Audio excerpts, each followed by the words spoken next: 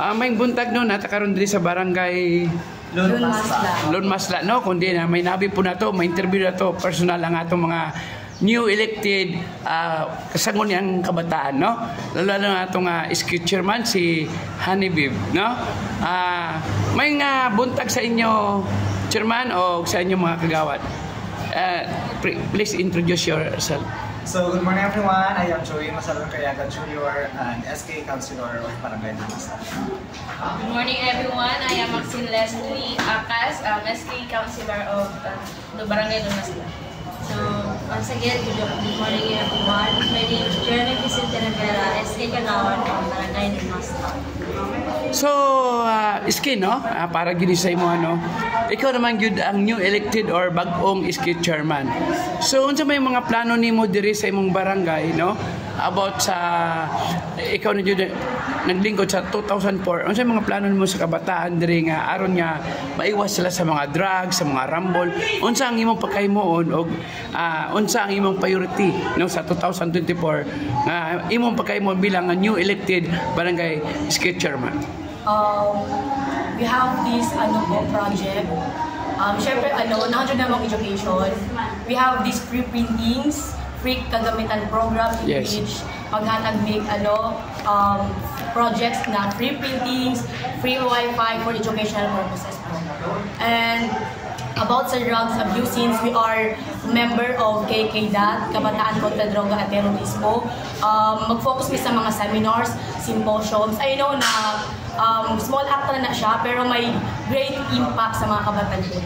So we will conduct seminars about mental health, symposium about drugs, and of course about terrorism po.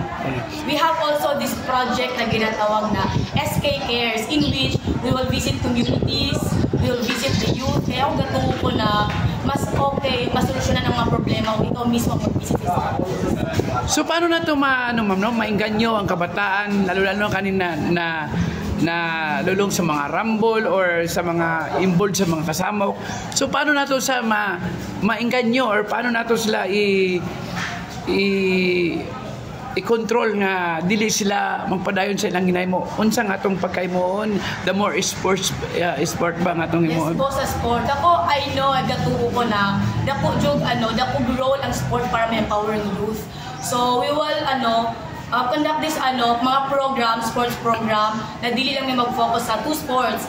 Kay ang youth karon we are talented, ma-potential mi. So mag-focus mi sa sports, sa basketball, volleyball, and other sports po. Dili mag-focus sa dalawa. Kay gatuo ko na ma-potential ang tanan. We are into sports, athletic. So by doing that, mas ma-lessen ang issues about drugs, tapos mas ma-empower pa ang kabataan.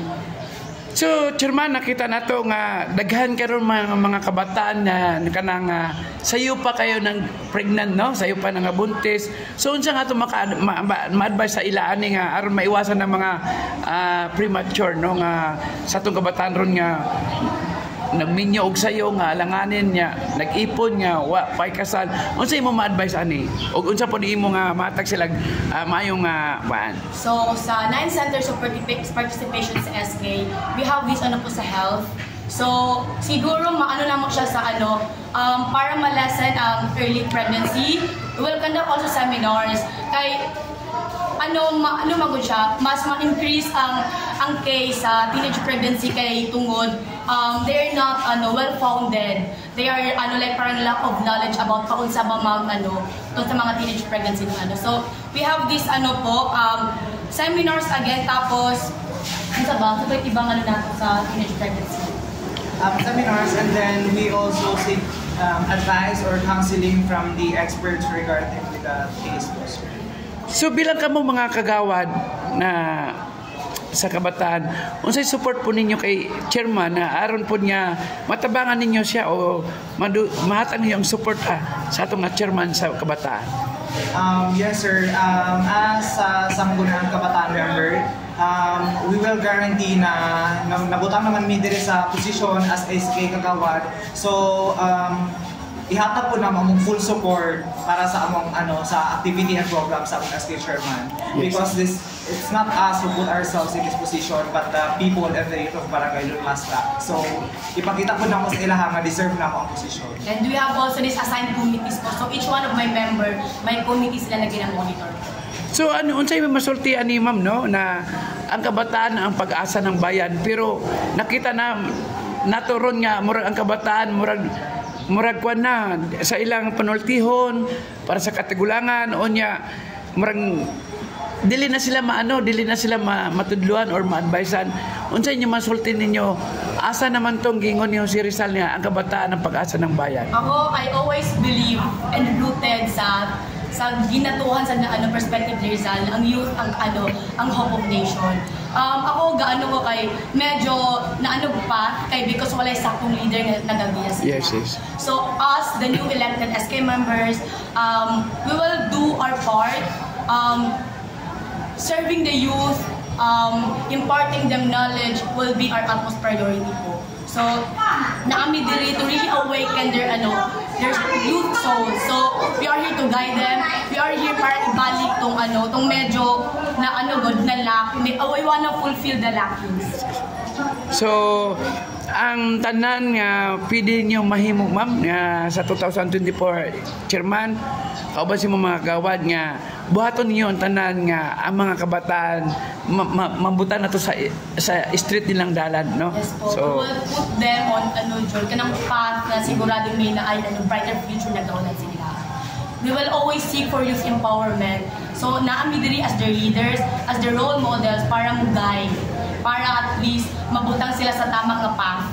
okay. Kaya we once also a student, we also once a member of this barangay. So kabalumi sa mga nice nga kabalumi sa aftermath of na-adjust ka sa maayong path. So we are here to be a role model.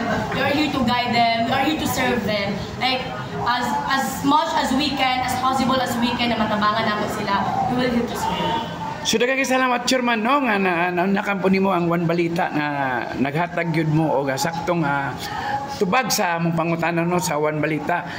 Salamat pod sa inyo Wad, lalo lang murag na ulay si kagawad. Pangalan nimo Wad? Elvin. Oh, ang kawan no. So unsay mensahe ninyo chairman para sa atong mga kabataan diri nga kamo ang gipili nila bilang leader diri sa barangay sa Pumasna? Once again, I won't get sawa of saying thank you. Thank you sa pagpili. Thank you sa pagtuo at pag-stand sa mga liderato. Promise and I will assure you people of Lunmasla, especially sa kabataan ko ng Lunmasla, na we will serve as much as we can. We will serve and we will put our soul and heart sa pagserbisyo. And yeah, looking forward for more events. Looking forward, mas may empower pa ang each one of the youth sa barangay Lunmasla. So daghang salamat Wad na once again chairman. Again, Honey Babes sa ngana. Thank you sa inyong paghatag pod og panahon no. Daghang salamat pod sa inyong paghatag og trust og pag-interview sa One Balita no.